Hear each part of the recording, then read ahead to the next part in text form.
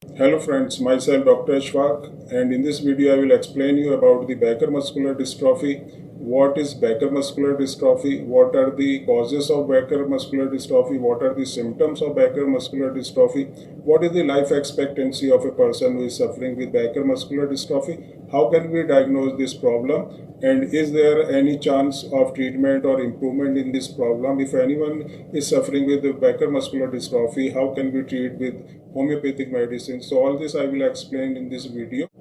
In Becker muscular dystrophy, there is problem in the voluntary muscles. Voluntary muscles means the muscles which are under our control, like the muscles of the hand, our arm, and the legs.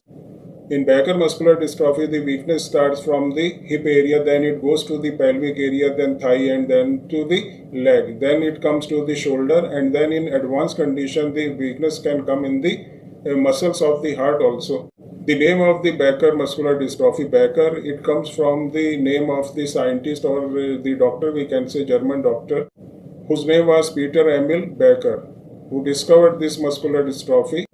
Now I will tell you about the causes of the Becker muscular dystrophy, because this is the genetic problem. So the mutation of the gene which is located on the X chromosome, if there is any mutation or any change in the gene which is responsible for the production of an protein which is called the dystrophin, and this dystrophin protein is responsible for the strength of the muscles.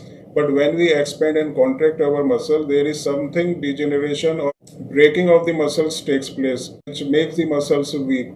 And if the protein that is called the dystrophin is available, then what will happen? It will not allow the weakening of the muscles. So the main cause is mutation in the genes that is located on the X chromosome, and this gene is responsible for the production or for the formation of a protein that is called the dystrophin. In the absence of this dystrophin protein, when we move our muscles, when there is contraction and expansion of the muscles, there is breakage, or we can say wear and tear of the muscles takes place, which will lead to the Becker muscular dystrophy. But when the dystrophin protein is functional in our body, then it will protect our muscles and it will not allow the muscles to wear and tear off. Now we'll discuss about the life expectancy of a person who is suffering with Becker muscular dystrophy. Generally, a person who is having this Becker muscular dystrophy can lead normal life as the other person, but the life expectancy, we can say, if there is no weakening of the heart muscles or there is no weakness in the heart muscle, a person suffering with the Becker muscular dystrophy can survive up to 30 years of age, and on an average when we talk about it is it will go in the mid of the 40 years, means between 40 to 50 years. Till that time a person with the Becker muscular dystrophy can survive. Now I will tell you how to diagnose this Becker muscular dystrophy. First thing is the physical examination and the family history. Any person who is having problem while moving or while sitting or standing from the sitting position, or while going up to on these upstairs or coming to the downstairs, then it means he is having some weakness in the muscles. So physical examination is first thing. Then after that, family history. The physician or the expert will ask about the family history, if any person or any other member of the family is suffering with the disease or not.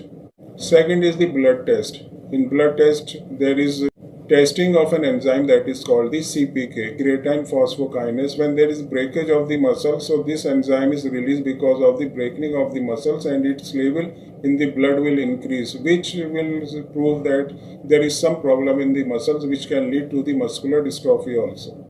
Third point is muscle biopsy. Then after muscle biopsy, there is genetic test also.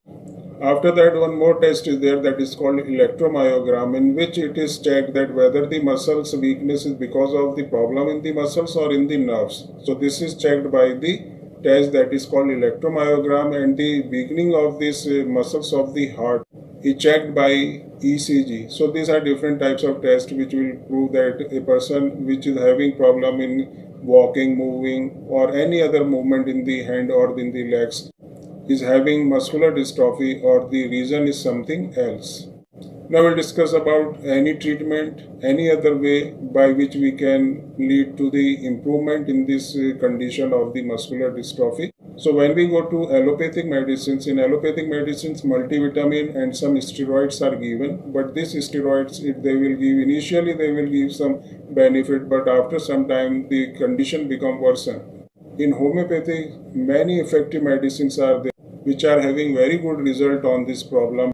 In this problem, especially no specific medicine is which can be prescribed because the condition it differ person to person about the type of the muscular dystrophy, what are the symptoms, what is the age group, and many other things have to be considered before prescribing the medicine.